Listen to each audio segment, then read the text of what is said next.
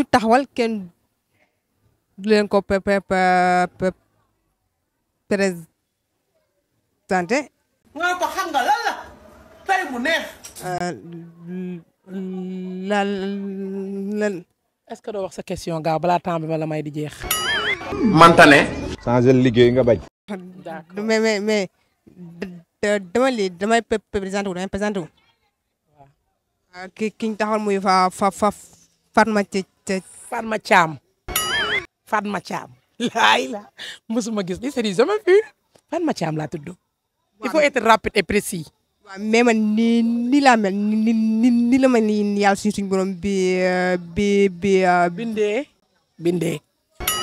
waaw léegi kon s'il te plaît kon si sa temps bi nga ma may est-ce que kon mën naa see eggali mayaat naa la ñett beneen temps. ok mais merci beaucoup ñu daan ko siiw si sama wujju tubaab macha allah te ñu ñëw fi nga xam ne mooy lancement wu jëkkër sama ñu ñëw fekk Fatma Thiam ak beneen facette. beneen facette. léegi kon Fatma kon lii kon egg na sànq ba tey maa ngi sànq ba tey maa ngi nooyal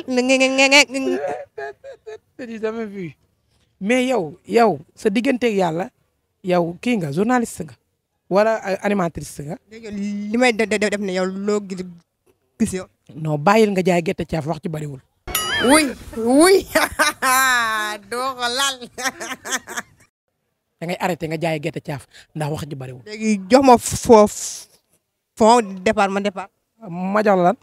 fond mu départ ma départ. boo ko mënee wax rek seet si ma chérie ciao. kay mënoo ko def.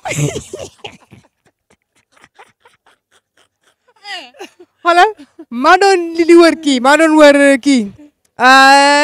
Jamila bàyyi naa ko non bàyyi parce que commentaire des fois dañu naan Jamila bàyyi naa parce que yow déjà yow ni nga ma teeroo. kon du ma war a ji Jamila. no adnom solo.